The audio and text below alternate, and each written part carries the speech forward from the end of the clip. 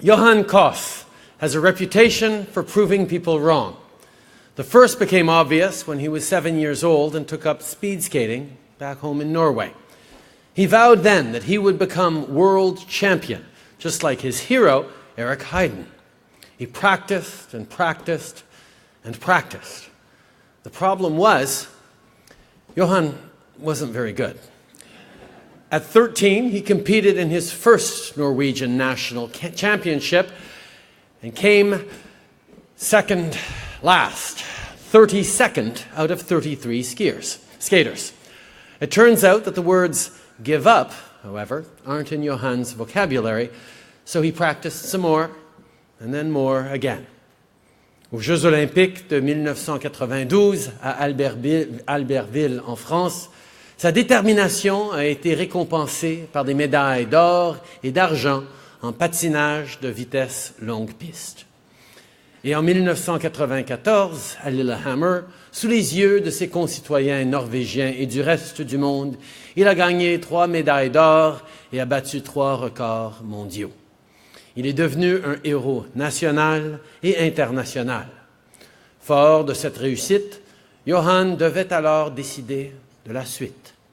Est-ce qu'il allait s'asseoir sur ses lauriers, profiter tranquillement de la vie? Bien sûr que non.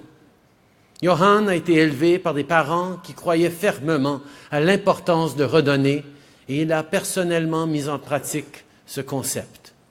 And so, shortly after his Olympic wins in 1994, Johann loaded up an airplane full of sports equipment to take to children in Eritrea, a country emerging from decades of war.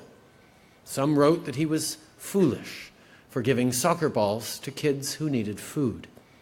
The Eritrean president, however, felt differently, thanking him for treating the country's children with dignity, not as victims, but as kids. In 2000, Johann founded Right to Play here in Canada. The federal government was its first donor. Its mission is to educate and empower children and youth to overcome the effects of poverty, conflict, and disease in disadvantaged communities. Johann has said it is rooted in Canadian values such as peace, equality, and diversity. And he would know about those values. Johann is a Norwegian citizen, but has made Toronto and Canada his home. For his efforts with Right to Play, he has received numerous humanitarian awards. Time magazine declared him one of 100 future leaders of tomorrow, and the World Economic Forum named him one of 1,000 global leaders. But anyone who knows Johann knows he's not in it for the accolades. About Right to Play, Johann has said, "Our biggest obstacle is people who believe it's not possible to do it, and that's mostly people who have never tried." His friends say, with Johann, there is no impossible. And 1 million children around the world now know that to be true. Ladies and gentlemen, Johann Koss.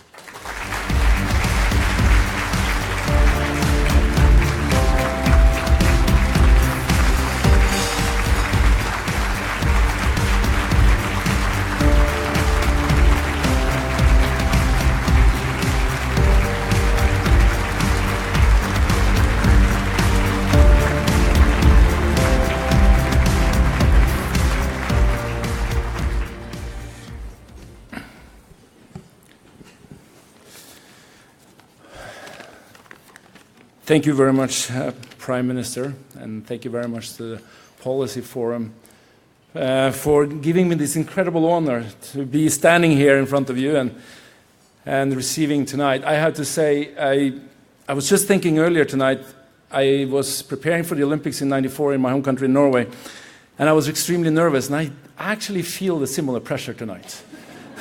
When I see all these dignitaries in this room, the level of knowledge and passion and dedication to policy, I am at awe for what we are producing in this country and what you all are doing to make this country, but also the world, a so much better place. I am in awe that you still believe, still in these challenges, that we can make such a difference and that Canada can stand forward and be an example to the rest of the world. When Ed called me and said, you're going to receive this award, I was like, what, me? I thought he needed a European excuse to come up here, okay? And there's no stability in Europe anymore. So they had to go to north of Europe. And I had to say, there's nothing more similar than Norway and Canada.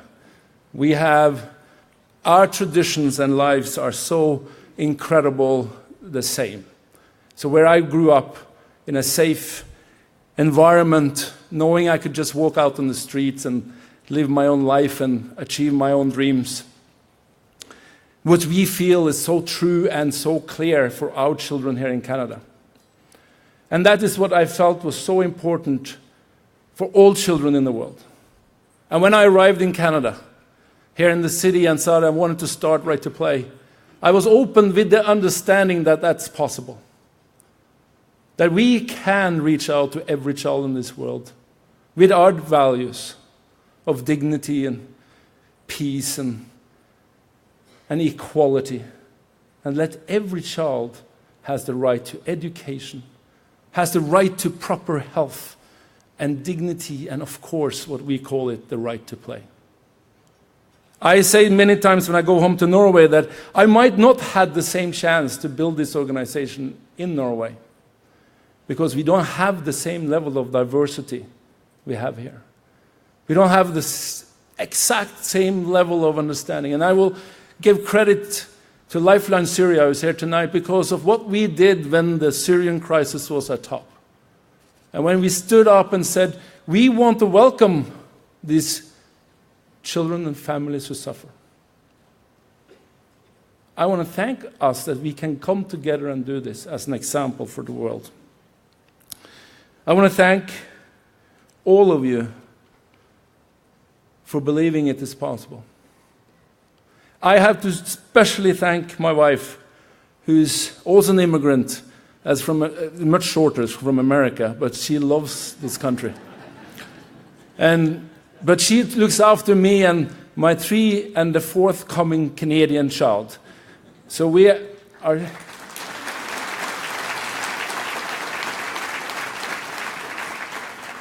Because we feel it's safe to bring up a family in this city and in this country.